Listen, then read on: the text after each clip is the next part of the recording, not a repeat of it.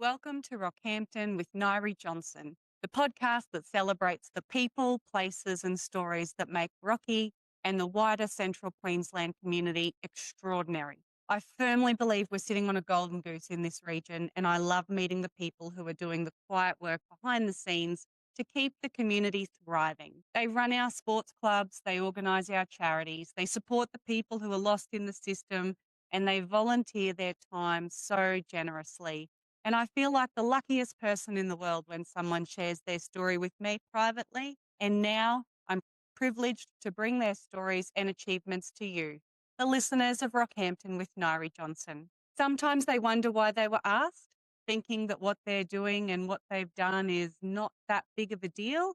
And I can hand on heart tell you that it absolutely is. Other times, my guests are ecstatic to be asked and they look forward to sharing a piece of their Rocky and Central Queensland story. Thank you for listening in. I truly appreciate you being here. Today's guest is a repeat visitor, and I am very happy to have Nick Quigley OAM back on the show today for part 2. Nick just has, for those who listened to part 1, Nick has an incredible amount of insight and experience in this world, and it was far too much to try and condense into one episode. So lucky for us all, Nick is back for episode 2, and we're going to get stuck into it. So thank you so much for joining me again, Nick. Yeah, thank you, Nyree. It's a wonderful experience, this actually. I haven't heard part 1 yet, but I'm sure I'll get to hear both of them. You absolutely will. You've had a lot of experiences and a half in your lifetime of working and community service, but what's been your favourite job out of all the jobs that you've had in your experience to date? What's been the favourite? The best job I think I ever had was a couple of years at the board, electricity board, where I was actually given the opportunity because before I went to Vietnam, I was working for Garnett, Lincoln and Associates, surveyors, and I was just the chainman there. But when I got to the board, I was chaining for Les Gordon, and Les said to me, Les went down the bush and had set something up. When he came back up, I'd set his theodolite up for him and tuned it in on the picket paper.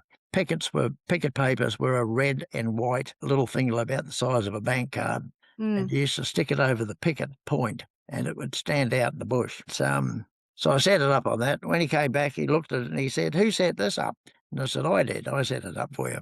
And he said, "It's right dead square on the picket. How'd you do that?" And I said, "Oh, I know how to do that." And he said, "Where'd you learn to do all that?" So I told him what had happened, where it had come from. And he said, "Well, I think what we'll do, because there's so much work, we'll see if we can get you a theodolite and a team and a chain and a notebook, and you can do lines as well." So I went, saw the board, and they said, "Yeah, that's good. Have 2 teams in the field."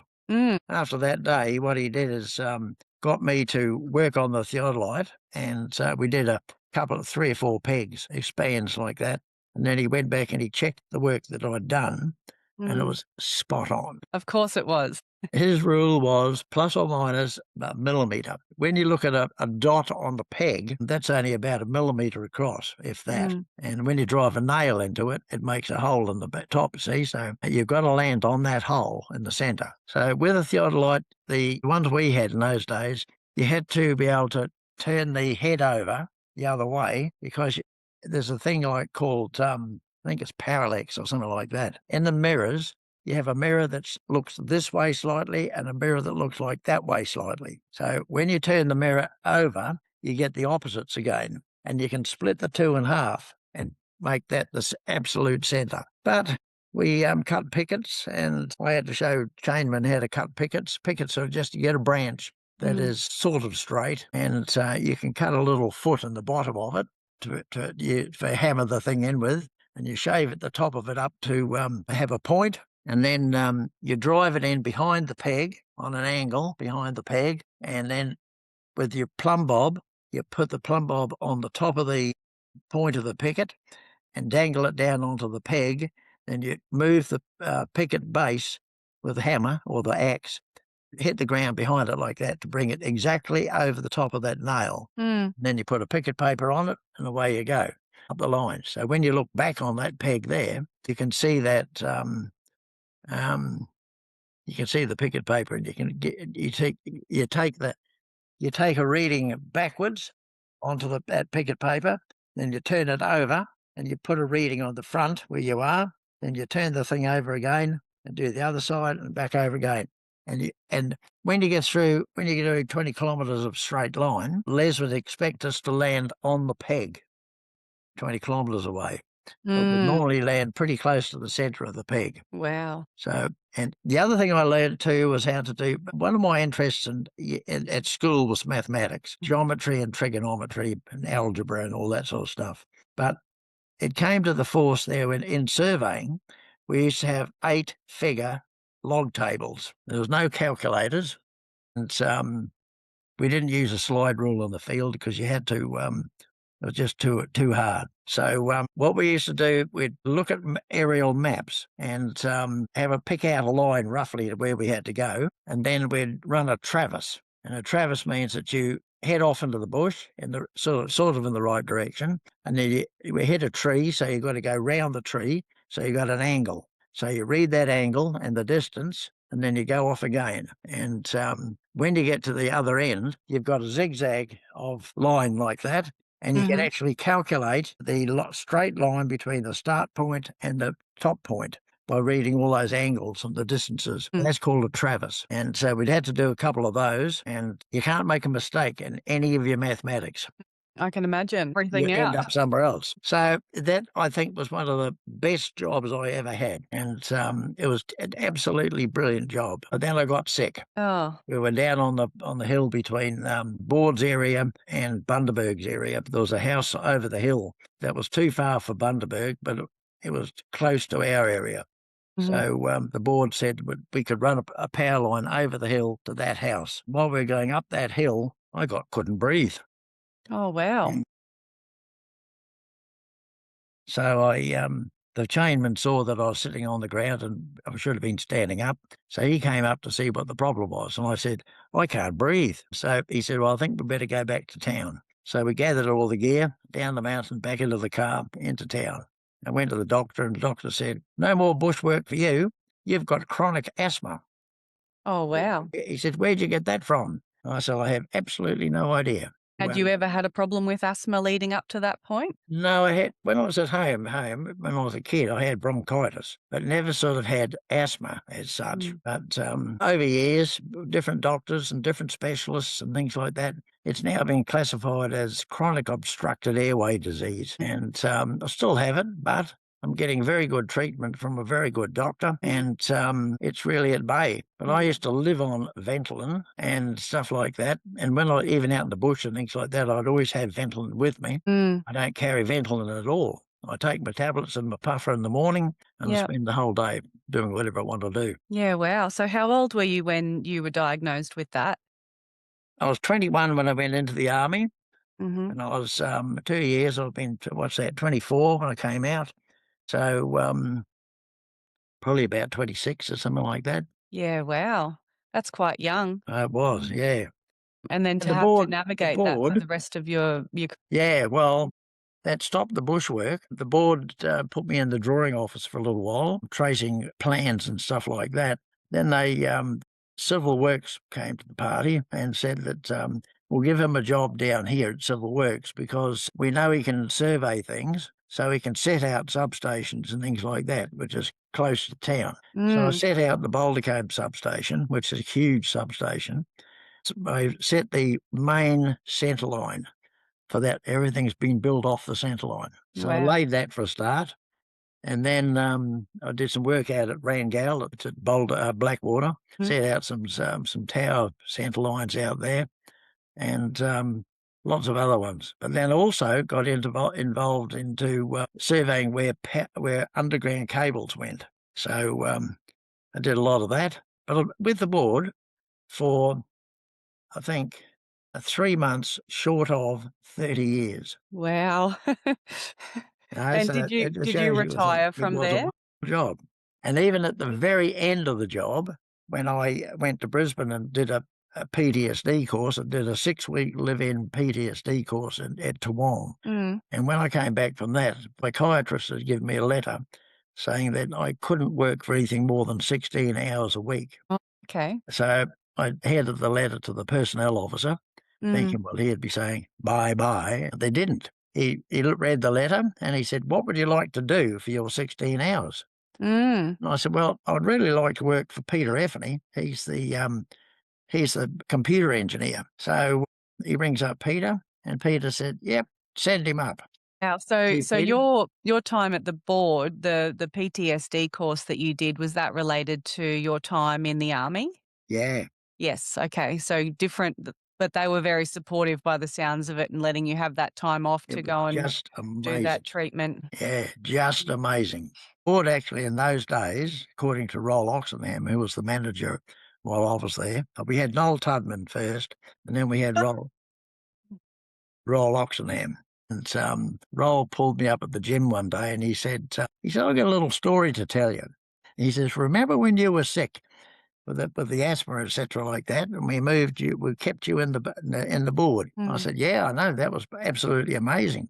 And he said, Mm. well, the board had a policy in those days that they would never put a veteran off that was sick. Wow. I don't know what the policy's like now, but Mm. the board's completely changed now. Mm. But that was the thing in those days. I know there was 3 veterans at the board. There was and one of them left before me. Another one stayed on a bit longer, and I don't know what happened to him. I sort of lost track of him. But that was the thing with the board. They would never put you off. From the civil works, other than setting out things like that, I got involved with looking after all the underground cables and finding underground cables when people wanted to dig a hole. Then I had to go down to Gladstone to find all the cables they'd put in down there because the um, the the benchmark that they'd worked off had been bulldozed, so they Mhm. didn't know where the cables were. So I Oh, had to go wow. down and find those and put markers in for them. Then the railway wanted to put the electrification through. So all power lines that were going over the top of the line, over the top of the railway line, that were under 12,000 volts, lines going over, had to go under the railway line. So I think I can't remember what voltage the railway line is now, but all those ones had to go underneath. So I travelled all over our area, boring holes underneath. I had a contractor boring holes for us, but I'd have to survey exactly as to where they were, both ends, in relation to everything, mark it on a big plan so the railway knew where they were and the board knew where they were. And then Mm. the lineys would come out and move the line from up above down into a cable and put it through. We had a couple of funny sort of things though. We were down in Gladstone, Benaraby, and we were drilling a hole through there. And it just didn't take, it seemed to be taking a long time. So I went and stood in the middle of the railway line and I was sort of listening to the thing thumping away down the bottom. It didn't bore, you see, it thumped through. Mm. And I said to the bloke thumping through, I said, I think it's getting close to the surface because the stones on the surface of the railway are moving. And he said, oh, it couldn't be. So he came up and had a look. And he said, yeah, no, I'll thump a few more. He thumped a few more, and suddenly the head of the thing came up between the railway line. So we had to back that one out completely and start Mm. another one. God. But we had to fill that whole hole that we'd cut underneath the line, had to fill it up with concrete because Yeah. otherwise it would have destabled the railway line. What a job. How long did you spend in the computer engineering area with, was it Peter you Yeah, mentioned? Peter Effney. I Mhm. spent about 18 months there. When I got there, the paymaster, I can't remember his name at the moment, the paymaster, he said, you've got 18 months of sick leave booked up. And he said, what we'll do is you can work your 16 hours of real work time, but then for the rest of your time that you're working up there, we'll just cut out your sick leave. So that's what I did. Wow. What a great employer. And it took a long time to chew it up. Yes. There was Bob. Anyhow, he came to me one day and he said, you've got 2 hours of sick leave left. What do you want to do? And I said, I'll give you a letter. So I gave him a letter. It's my resignation. He did all the work, handed all my keys in, and I left. And, And you retired from there? yeah, retired from there. But I didn't retire really. I retired from No, there. I don't think you've retired yet, Nick. No, there's always something to do. So, yeah, as it was yesterday, I went down the beach because I couldn't get to Coxcomb because the road was closed. Oh, yes. Yeah. And I visited some friends down at the beach, and he said to me, I can't get my computer to work. I said, oh, well, I'll have a look while we're here. So we had a look, and it was the battery that was the main battery on the computer was had it. So I Mm. said, I showed him how to take that out. So he took that out, and I gave him a place to get a new battery. So Rita bought the new battery, and it'll arrive sometime this week. Um, on the way home, I called in to see John, another veteran, and he had pulled out all the cables to move something. And he said, I have no idea where they go. Phone doesn't work and I've got no internet. And I said, well, I'll call in and have a look. So I called in there and fixed all his cables up too. Oh, wow. That is absolutely something you would do. So, how old were you when you retired from the board? Well, it was in August of 99. So I was born in 46. So August 46, and it was August 99. Mm. I left there.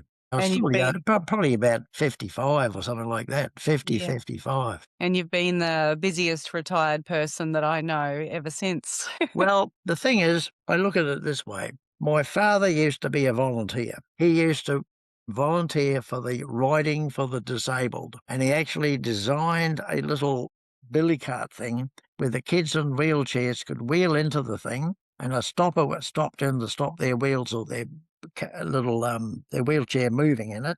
They got a set of reins to hold on to, and they thought they were driving the horse. The Yes. old man was sitting beside them with a pair of reins too, but his reins were doing the horse driving. Yes. But the kids used to think it was absolutely amazing that they were, telling the horse which way to go. So he was a volunteer, and he was in the army too. He was in the Air Force during the war. And when he got out of the Air Force, he didn't fly an aeroplane again. He just became a dairy farmer. Okay. He was a volunteer. Mm. And so I suppose that's where I got my voluntary existence from. But there's always somebody who can't do something.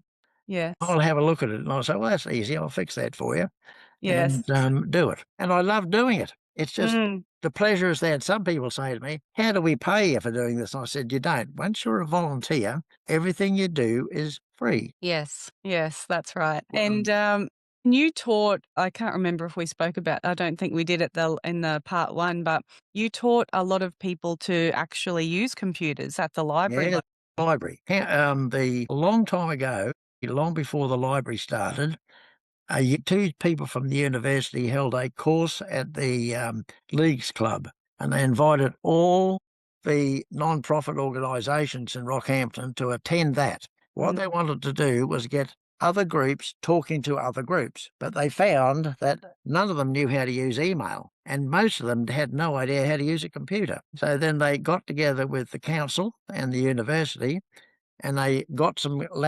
computers and put it in a room, and then they asked U3A and there's another group that have got 60s and better. It was 60s and Mhm. better, and they asked them to get volunteers, and they had a bloke to train them to be able to teach computers to other people. I'd had all that knowledge when I was working at work.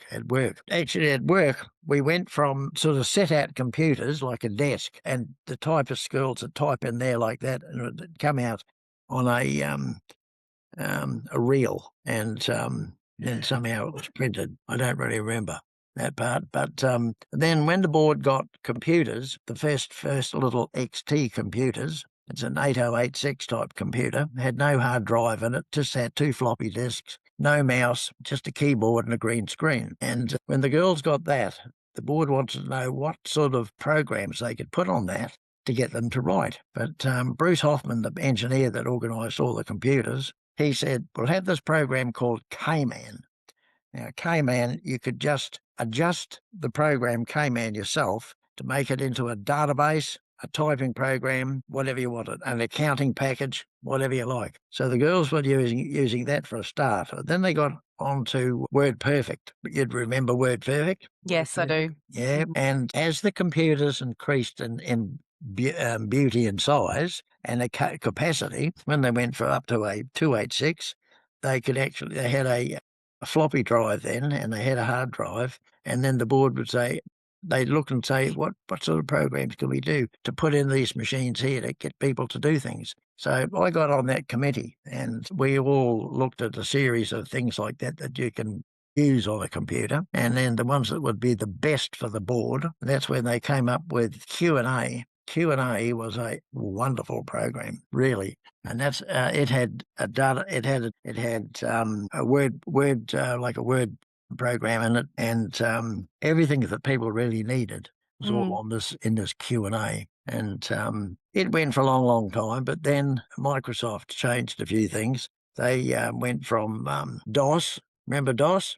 Yes, I do. Disk Operating System. Yes. MS-DOS. Yeah, well, we started on MS-DOS 2. That was when we started. So then the board decided that they probably should have to put Windows and Word into the machines. And it all takes training, because Yes. people have no idea how to, they sit at the computer and they turn it on, they look at the screen and say, what do I do?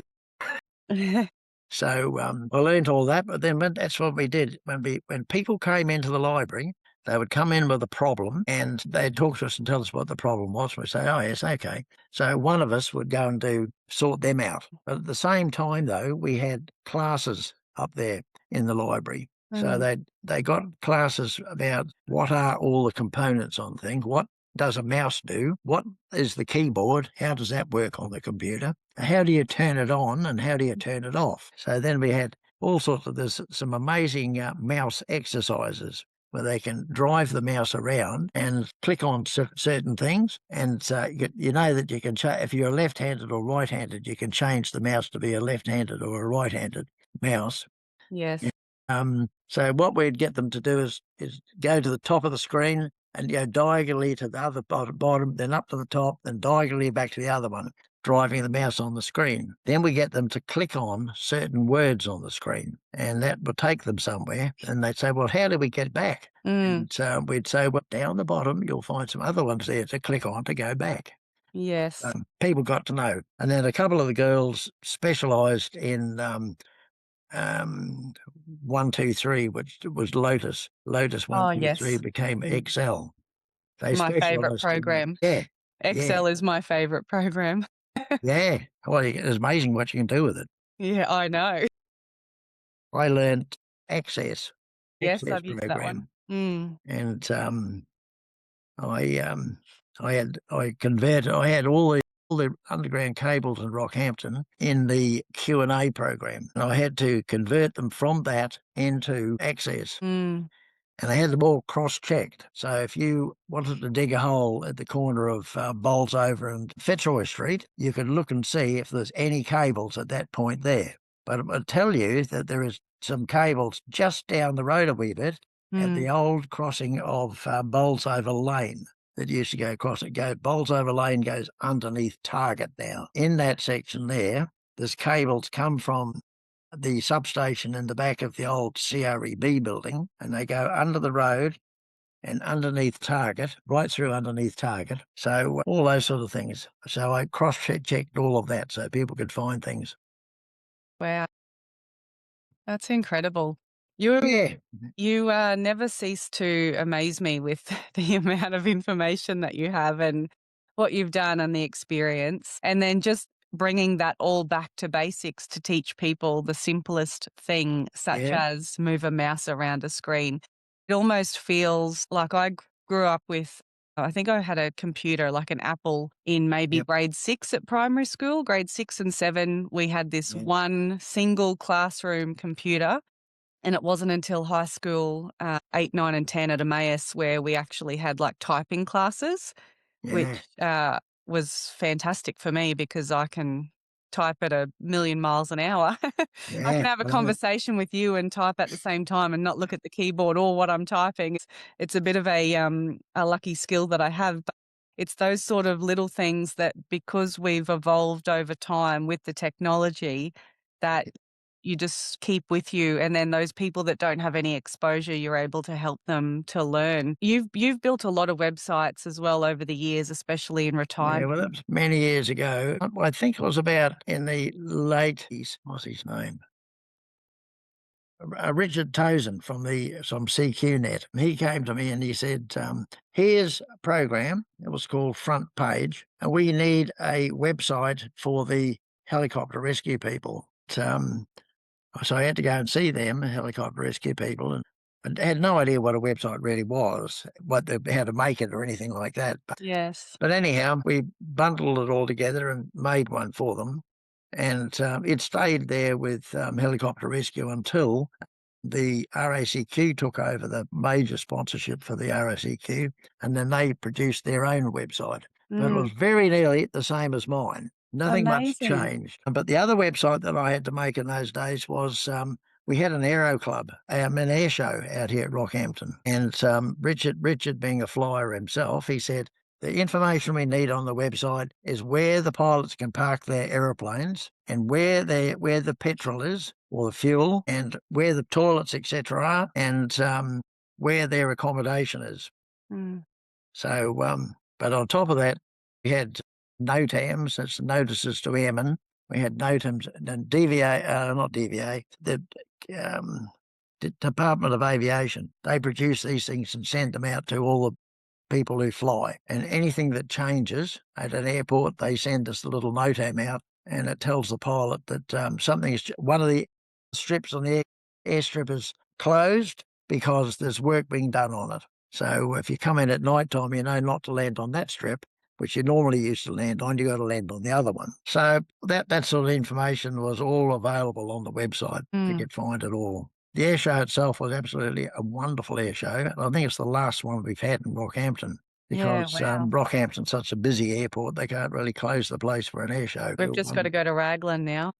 Yeah, that's right. Well, Raglan's absolutely a wonderful place for it now. And as Do well as you that, go out to the Raglan Air Show? yeah, I've been to the Raglan one 2 or 3 Mm. times. Stayed Mm. overnight one time, Mm. watched the aerial flying at night time and watched the fireworks. But because I'm not mobile now, well, not very mobile, walking wise, it's just very difficult to do those sort of things. But, Yes, understandable. So you've done quite a few websites, and you've done one for Coxcomb as well, and yeah, U3A? it's a lovely site, that one. It's coxcombvets.au. That's all you've got to type in. No .coms or anything like that. Just coxcombvets.au. It's done in the old style. Everybody uses WordPress now, and the WordPress website is nothing like the ones I produce Yes. or did produce. But it doesn't matter where on the site you are, the bottom of the page or the top of the page, and you want to go to somewhere else on the page, there's buttons there to click on it, and Yes. it'll take you to those different places. Yes. WordPress doesn't work like that.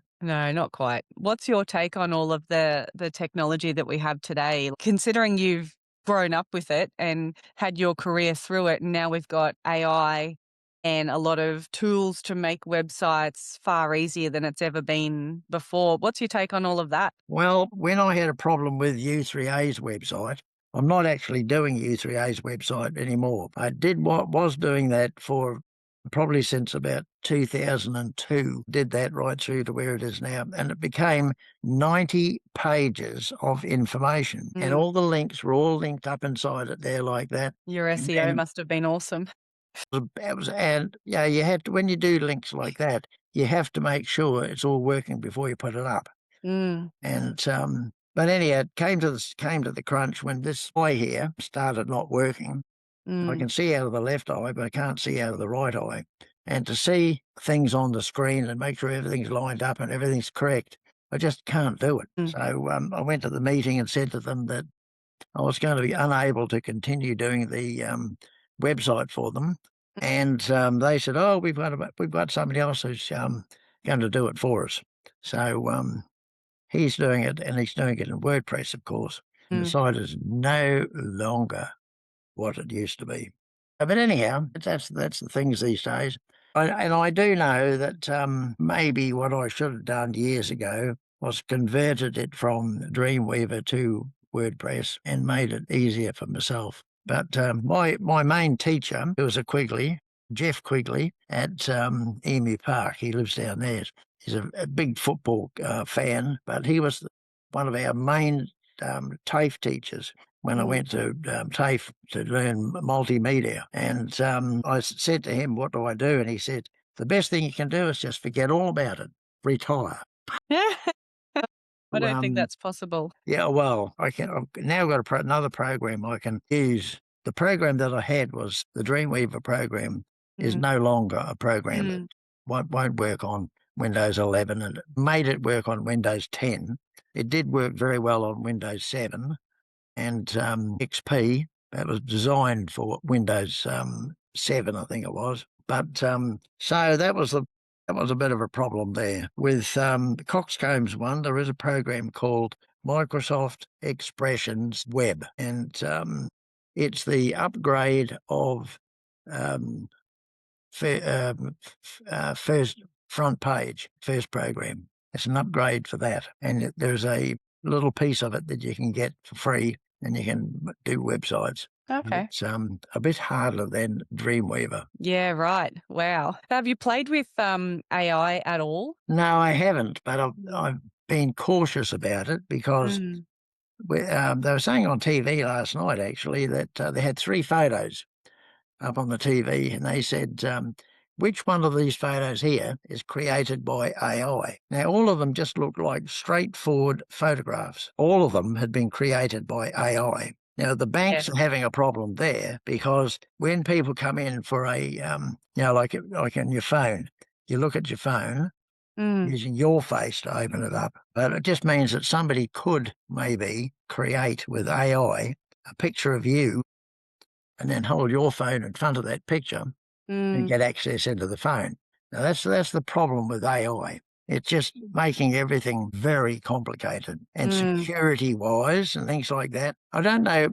I can understand why it was introduced because there are some things in the world that need greater power and it doesn't take as much time as a human does to do it. Yeah, there's probably some good things about AI. I've had a lot of plays with AI and I am enjoying it. However, am nervous at the same time when I'm, like with new technology, probably was the same back, and I might be making stuff up, but when we got the TV and then when we got the internet or when we got our first computer and y- yeah, all of these digital changes, and now we've got AI, which is adding another level of complexity to the world. I'm loving it for the most part, but yeah, sometimes I think and I go, how's this going to play out? Like, what's going to happen here? There's some pretty incredible things that it can do, and we need to keep a check on ethics, I guess, as a big one. Well, you have to keep it. The AI can only be educated itself. It Mm, can't educate itself. AI is educated by all the people who put information into it, mm, and it assimilates all of that into what it thinks it should look like. I know U3A, the journalist for U3A, made a wonderful picture for the front of the newsletter. She mhm, said to AI into the computer, she had said, I want a lot of computers, and I want old ones and new ones, and I want lots of cords and keyboards all over the place like that. So it created this picture, and she put it on the first page of the newsletter. And it really absolutely amazing. No one really physically could come up with drawing that she mm. had in there like that, but she did it with the AI. No, it's a whole new world, hey. But so tell me, if you think about everything, like everything in your world, your life, what's been one thing that's like the biggest challenge you've had to overcome and, it's really shifted your perspective on the world? Has anything like that ever happened? I can appreciate that as a veteran, that's life-changing. Was there anything else across the course of your life that's really pivoted the way you approach the world? I think I think losing Helen Mm, was dreadful. I've talked to a lot of people about it, but and it's 10 years now. mm, But I've got little pictures. I've got Helen on the table and things like that. She's up on the wall down the hallway and things like that. But and then she's also on my Facebook page. You open the mhm. Facebook page up, you see beaming Helen holding 2 watermelons under her arms like that. And I said to her, "Oh, Helen's melons," and she had this great big grin on the face. And so I snapped that photo and put it on there. So I've got some wonderful memories of her. She was an amazing person. She told me, where's my old diary? She told me when we were down in Shepparton that she had really crooked back. pain and that she thought we'd need to come home. Well, I just see if I can just grab that other diary, where it's got to. But anyhow, what it was that she lasted 9 months and 3 days from the day she told me to the day she died. So, and that was, I knew she was dying, but it was just a dreadful time. The person who's been, and we were very close, very close. Always, whenever we went anywhere, we always held hands, and nearly a cigarette paper between us when we're sitting down somewhere.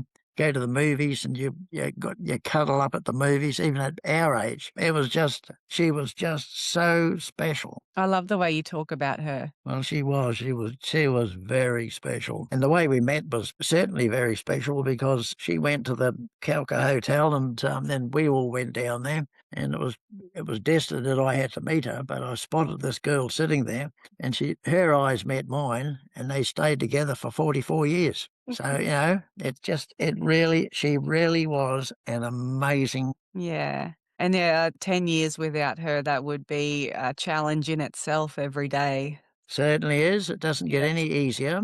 No. So I have I can master everything around here. I have a cleaner come in, but I get the vacuum cleaner myself and zoom around the house, pick up the stuff, and Yes. get the dishes Yes. done. And when the cleaner does come, sometimes the cleaner buzzes around and says, "Well, everything's done. What can I do now for you?" And I said, "You can sit down here and have a cup of tea." Nice. Yeah, very nice. So on the other end of the scale, that of course is, the most significant challenge. But what's been your most proudest moment in your whole life? Proudest moment. Probably a long, long, long, long time ago. I learned to fly. It's the day that the instructor gets out of the aeroplane and stands on the tarmac beside you, and he says, "You're on your own, and go for a circuit. Just remember everything," and shuts the door and lets you go. Yeah, wow. And you've got to taxi back out, pull the tower and all that sort of stuff. Taxi back out, line yourself up, do all the checks, get on the runway, take off, do a circuit, and come back round and land. And when you get out, the euphoric feeling is just so amazing. Incredible. How long did it take you to learn to fly? I did 8 hours before I went solo, Yes. and during that 8 hours, you do take off and lands and do a lot of them round and round and round. And then you also do stall turns and forced landings. You don't actually land doing a forced landing. You just come into as if you are going to land and then go up again. You learn all about the aeroplanes you're flying. Different from a car. A car, you can just get into any car at all once you've got a license and you can drive the thing, be it automatic or manual or a truck or anything like that. Your license covers you. But with an aeroplane, you have to be certified for each model of airplane you fly. Yeah, wow. So I started on a Cessna 150, then I went up to a Cessna 172, and then I went to a Cherokee 140. That's the difference in configurations with that. The Cessnas have got high wings. The Cherokee 140's got a low wing. Then I went to the Victor 100, and it had a low wing, and it was a fully aerobatic aeroplane. It was very interesting to fly that one. I'll take your word for it. Yeah, so I took Helen for a fly in that one, and I took my girlfriend to fly. I had a girlfriend when I first came back from Vietnam. She was a pen pal while I was overseas, and they had 2 pen pals. Both girls were in Brisbane. It's funny, one of the girls, her surname was Price. One day down at Coxcomb, this couple came down and they said that they were, John and Joe Price. And I said, do you have a daughter called Lauren? Yes. I said, yes. Where'd you meet Lauren? I said, well, she used to be a pen pal for mine in Brisbane. Isn't that amazing? Yes, what a small world. Oh, that's Yes. fantastic.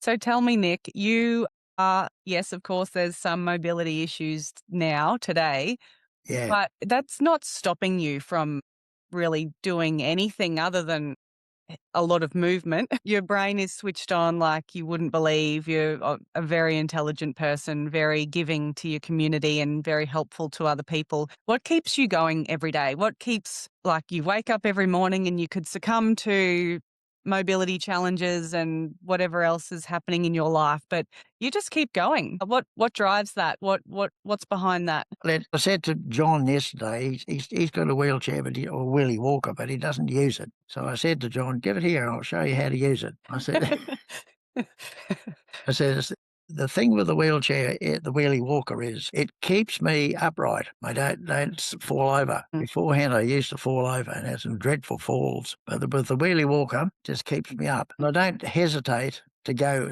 anywhere with it. It's been up to Shoalwater Bay with me, and I might have been the last person in the line coming along the road behind them all, but I still caught up, Yes. still stayed upright. Yes. So there's no stigma to it not being able to do that. Yeah.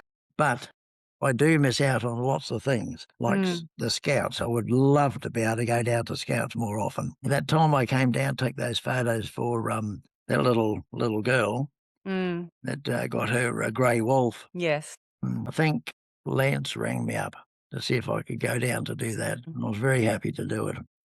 You do take great photos. You are a man of many talents. Yeah, You've well, got a that good one thing. camera, you take great photos, you radio work, your Yeah, website, you're helping other people. It blows an ordinary person away, to be honest. But what is that deep within that just keeps you getting up and going every day? Is it because it's better than the alternative? it's better than the alternative, most definitely. Yeah, that's it. Yeah, you're above the grass. Yeah. It's Yes. okay, and there's air up there to breathe. And there's always something to do. There's Yes. always something to do. Always someone to help too. Always somebody to help. Yeah. I think I need to take a bit of advice from you with the stigma around the wheelie walker. I don't have a wheelie walker, of course, but sometimes I do need to use a walking stick, and I will move heaven and earth to prevent, like, to not do that. I will avoid using that thing at all What it costs. does, it gives you a third leg. It does, yes. And if you have to stop somewhere Mm. and your balance is slightly out, like mine is, Mm. you can put the thing in front of you and you sort of use it as pressure to keep you upright. Yep. Yes. I know The the only time benefits. what's that? I do know the benefits. It still makes it Oh, hard to succumb to using it. yeah. Mm. Well, I keep the wheel stick in the car, and if I'm going to like short distances, if I go to the post office in town, I'll park the car in the handicap park at the end of the line, and Mm. then walk up the stairs and down to the letterboxes and back to the car. It's a short distance. I know they do have a ramp there too, but if I had to get the wheelchair out of the back of the car and wheel it round and up the ramp and around the back, it's longer Yes. and just as quick to walk slowly and use the walking stick Yes. at the post office. So Mm. yesterday when I visited my friends down the beach, I drove right up their driveway and then I parked. I sort of looked at the ground where it was, and I thought, I won't use the wheelie walker down here. I'll just use the walking stick. I'll go in front of the car, then along up close to the house, so I got somebody else I can touch, and then that was very simple. But down at Coxcomb, I use the wheelie walker everywhere down there, Mm. It would be and quite unstable. it is all over the Mm. place down there. Mm. But Yeah. it doesn't stop me from getting around. So I've taken photos down there of all the renovations. They've been putting stormwaters and sewage pipes in there, and a new septic tank, and a new road into the place. So Oh, excuse me. I've taken photos of everything that's been happening. I haven't Mm. been able to put them up on Facebook yet though, because it's all has to be approved when they Okay. get the money through for doing the job. The job's done already, but Yes. you've got to get approval, or the approval of writing the program off or something like that. I don't know what it is. The acquittal process, it's always a fun Acquittal one. process, that's the word. Mm. Yeah, So you tell me, Nick, I have one more question for you, and it's a big one. If you could give any piece of advice to younger people coming along after us, what would it be? I'd say stay at school until you do grade 12, and then and keep your nose to the grindstone, because you at that time when you're at school is your grounding to your education, and you only really get one chance at that, and so that's the main thing like that. Then the next part of it is that don't turn any opportunities down, because nowadays there's so many opportunities. Yes. Back in our day, you'd either become a farmer or a teacher, or the girls, you could become nurses, things like that. But the opportunities now are just endless. Yes, they are. Even, and the other one is too that if you feel like you would like to do something in the Air Force or the Army or the Navy, do it, because Yes, you don't have to be infantry or anything mundane like that. There's so many specialised jobs. You just take, I was in signals, right, before, and we just had 25 cent radios and HF radios.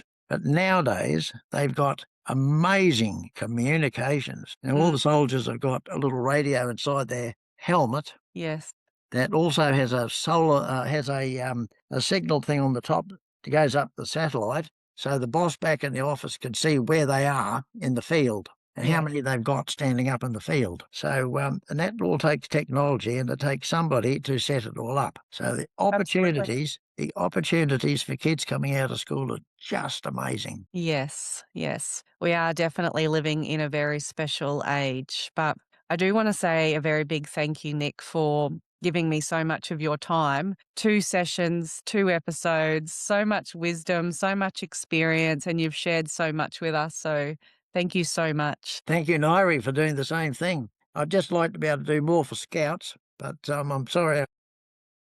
You do a lot, Nick. You do a lot for Scouts. So don't ever apologize.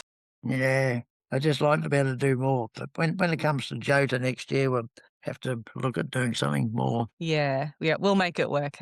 Yeah. But yeah, thank you so much. All right. Thank you so much too. Thanks for tuning into this week's episode of Rockhampton with Nyree Johnson, proudly brought to you by Marketing Unagency Co., the marketing team who do things very differently and who are determined to make the world of marketing less chaotic and far clearer for small businesses and community groups.